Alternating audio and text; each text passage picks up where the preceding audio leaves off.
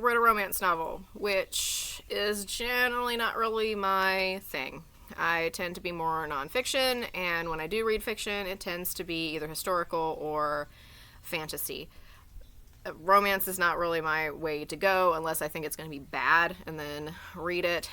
This one I just sort of picked up because the premise to me was interesting. It was a romance set at a Ren Fair, and it is called Well Met. It is by DeLuca. I believe there's a whole series of these now. This is the first one. All of them set at the Ren Fair. Kind of interesting. This book, I gave it a higher rating than I anticipated giving it because I thought it was going to do things that I really hated, and then it kind of took a turn and didn't quite do those things. So I couldn't mark it as bad as normally I would a book that did some of these tropes. The book is about Emily. She is in town because she is taking care of her sister who has had a car wreck and her sister's teenage daughter.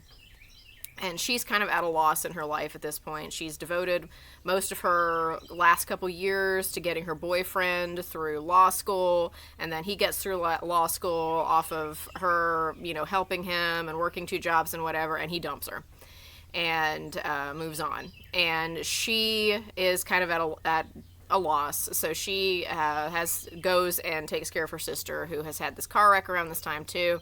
So she's in this small town and she gets roped into doing this Ren Faire because there's supposed to be a rule that if it's a teenage volunteer, which her niece is, they have to have an adult with them during the fair. So she ends up kind of getting sucked into this whole Ren Fair situation that she's not really wild about. That's not really what she anticipated on doing, but she ends up being one of the bar wenches, and she starts getting involved with all these people who are working at the Ren Fair and are all these small town people that all know each other.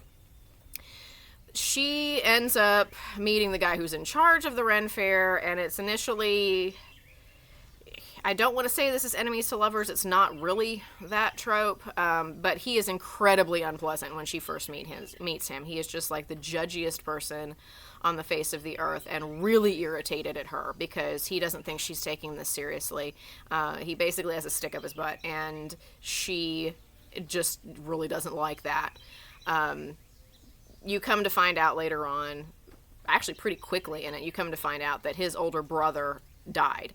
And he feels like he has to keep the Ren Fair going in honor of his brother, his brother was the one who sort of started the whole Ren Fair thing.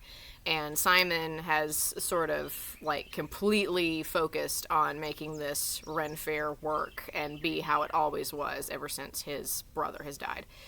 So that's sort of the premise set up through this whole thing, and she then has to like come to terms with the fact that she kind of likes him, and that's where I sort of started having some of the problems I was having. I was afraid the book was going to do a couple of things. First off, you could figure out that the brother had died, but she did not, and I thought that was going to be something that went on through the book far longer than it needed to, because normally, I've seen quite a few books that there is a misunderstanding of some sort that the one person should have figured out and did not, and it has continued for a long time until that person, makes a comment or something. I anticipated them getting into some sort of a fight and her making some sort of hurtful comment, and then someone telling her that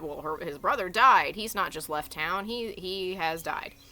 That didn't happen, thankfully, because I would have hated that a lot, because that makes the woman look stupid in this case.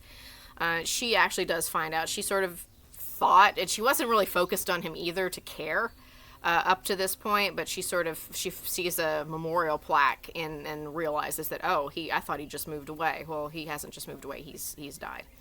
And so that actually was something I was afraid was going to be bad, that worked in that favor. Another thing that and here's the thing that I have with this sort of trope. She was interesting. I liked Emily. I was kind of interested in Emily and her whole past and whatever else and everything that was going on. And you learn about her and all of this. Could not care less about Simon. There is not enough of him actually being like likable to her that actually made me really care about him at all. There are moments when he is okay, and he's not like a toxic person. It's not like one of these dark romances where the guy's just terrible. He's not. He's just unpleasant. He's just like somebody, and she even thinks, she's like, "Why do you hate me so much?" And he's like, "I don't hate you," and kisses her, which is,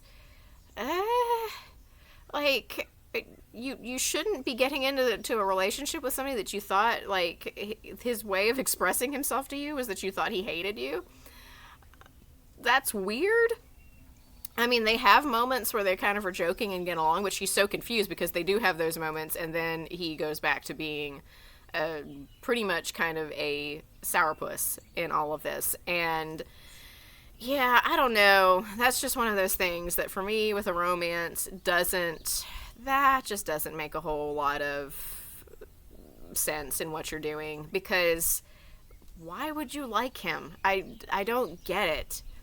There was another thing in here that I thought was going to happen that didn't pan out. It was another one of those sort of they kind of had crossed wires and whatever else, and you think something's going to happen, and they're going to have this sort of misunderstanding for a long time, and that didn't happen either.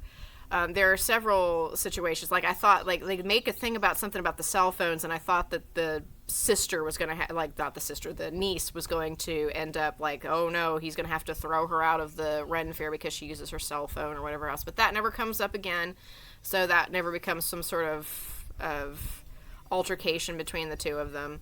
The main altercation between the two of them ends up with the fact that he is so dead set on this Ren Faire being the exact same as this sort of memorial to his brother that he's just kind of unpleasant, and that she kind of leaves him because of that, which again, I kind of liked that part in it, because she's like, well, I've been through one relationship where the person valued other stuff way more than I did, so I'm not going to be in this relationship with you doing the same things, and you seem to value the Ren Faire over me. So that was good, and that is why I rated this a little higher than I thought I was going to, because the way certain things started out, I was like, ooh, don't like that, and then it would like veer in a way that I was like, oh, okay, all right, you fixed it, and then it would go and like, oh, don't like that, and then it would veer and fix it too. So for a romance, this one actually to me worked out okay. I was okay with this one. It was not not the stereotypical that I thought it was going to go with all these tropes, and that actually worked in its favor. So this one, not a bad romance, well met. I have read much worse, and I have read much worse that has done all of the tropes that I was afraid this one was going to do, but then kind of veered its way back into kind of having a rational sort of resolution to things. So not a bad romance book. Generally, like I said, I'm not much of a romance reader because I am really picky about the tropes and how they operate and don't like certain things.